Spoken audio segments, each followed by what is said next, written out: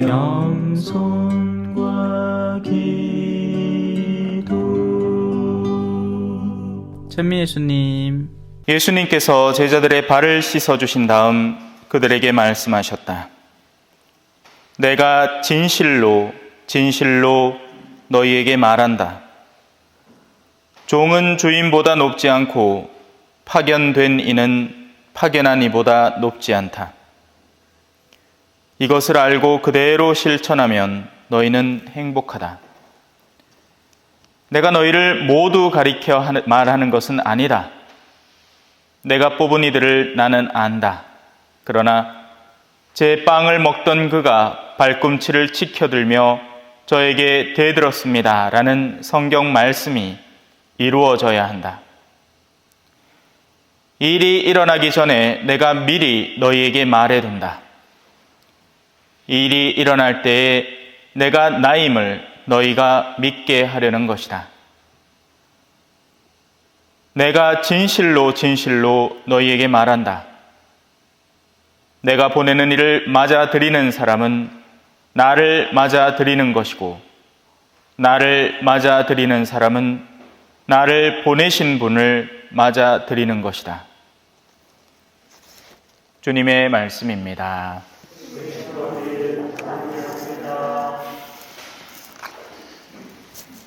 찬미 예수님. 성당 꾸준히 올라가야 되지요. 괜찮네. 괜찮으면 다행입니다. 현명하다는 사람은요, 그 반대로 현명하지 못한 사람은 어떻게 구분을 하는가 하면 시선의 길이에 달려 있습니다. 왜 흔히 이런 표현하죠. 한 치 앞을 못 본다. 그죠?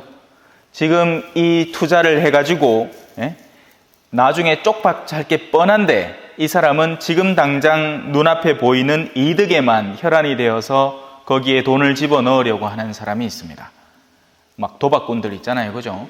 또 술꾼들도 마찬가지죠. 지금 자신의 건강을 몰빵해서 쾌락을 얻어낸 뒤에 늙음하게 어떻게 되겠어요? 몸이 엉망진창이 되겠죠. 그죠? 그래서 우리의 시야는 넓어지면 넓어질수록, 멀어지면 멀어질수록 현명해지는 겁니다. 똑똑해지는 거죠. 올바른 똑똑함입니다. 그냥 문제를 잘 풀고 머리를 잘 굴린다고 해서 똑똑해지는 게 아닙니다. 그건 정치 하시는 분들이 왕년에 다 똑똑했던 분들 아닙니까? 그죠? 예? 의사 중에 그렇게 막 도착증 환자가 많다 하네요. 예? 머리가 똑똑하다고 해서 자신의 인생 여정을 올바로 이끌어가는 게 아니라는 말입니다. 뭔가를 더 많이 배웠다고 해서 똑똑해지는 게 아니라는 말입니다. 오히려 그걸로 인해서 더 어리석어질 수 있죠. 요즘 젊은 애들 보세요. 결혼 안 하려고 하고 아이 안 가지려고 하죠. 여러분들은 그걸 어떻게 평가하시겠습니까? 아, 너 참 똑똑하다. 나는 와 그래 옛날에 팀이 했나 몰라. 그래 알을 숨풍 나가. 내가 젊었을 때 고생을 시게 했는데 아이고 니는 참 똑똑네. 그렇게 얘기하실 겁니까? 아니에요. 훗날에 늙음하게 얼마나 자신이 외로움을 견뎌내야 할지, 어떤 역경과 고난이 기다리고 있을지 전혀 상상을 못하고 있는 겁니다. 순리라는 것이 왜 존재하는지를 이해를 못하는 친구들인 거죠. 그러다 보니 결혼을 자꾸 미룹니다. 왜? 젊어서 자기가 하고 싶은 게 그렇게나 많대.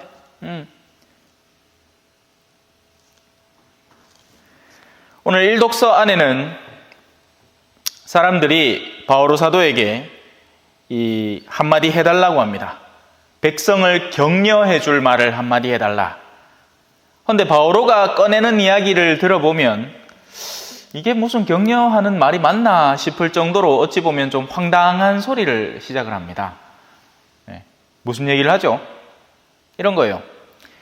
옛날 아주 먼 옛날 이스라엘 백성이 있었는데 이 백성이 하느님의 선택을 받아서 이집트에서 탈출을 하게 되고 약속된 가나안 땅에 들어가지 않았겠습니까? 뭐 이런 얘기예요. 어쩌라고. 그죠? 어쩌라고. 이거 나오는 거 보면 더 웃겨요. 보세요. 그때까지 약 450년이 걸렸대요.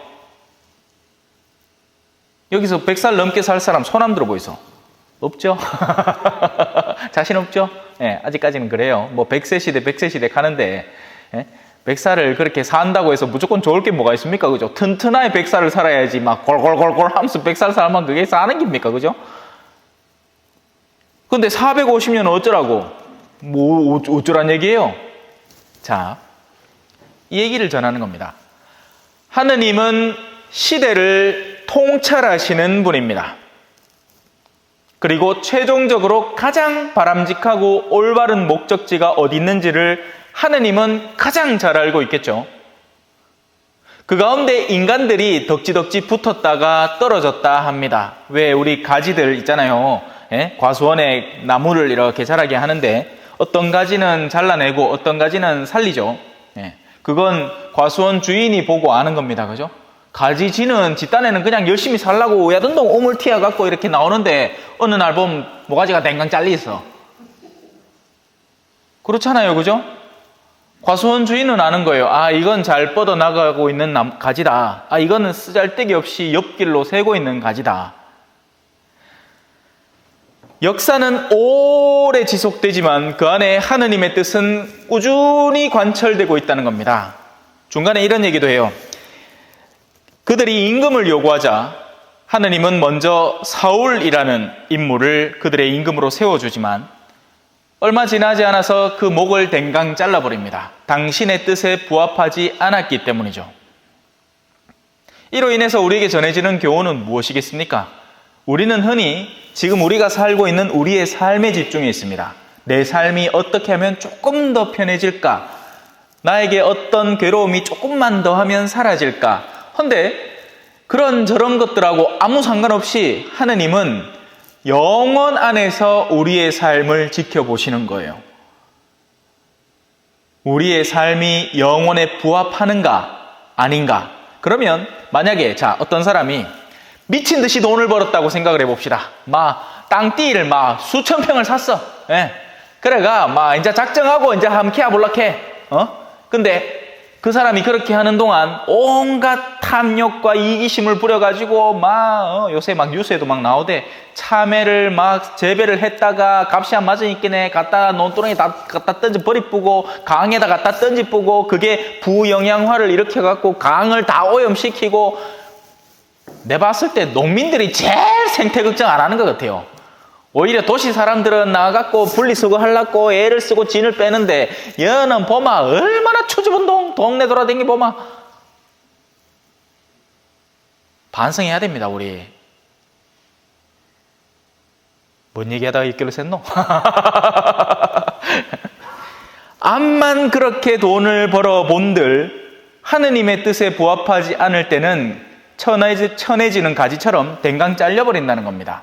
450년을 두고 일하는 분, 인류사 전체를 두고 일하는 분에게 우리 한 인간의 생명 자체는 이건 사실 아무것도 아닌 거죠. 당신의 눈에는. 전년도 당신 눈에는 지나간 어제 같고. 그러니 마음을 단디 모아서 하느님께서 우리에게 무엇을 바라시는가를 올바로 찾아내야 하는 겁니다. 그건 멀리 있지 않아요. 하느님은 여러분에게 부자 되라고 한 적 없고요. 유명한 사람 되라고 한 적 없어요.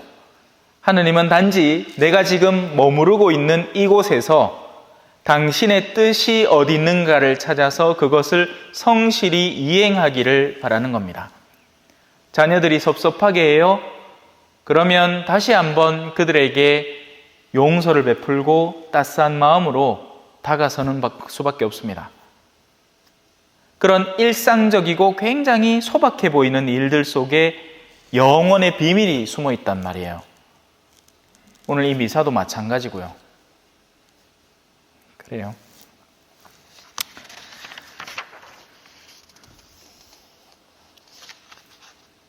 예수님은 우리에게 파견되셨고 우리를 살리려고 애를 쓰십니다.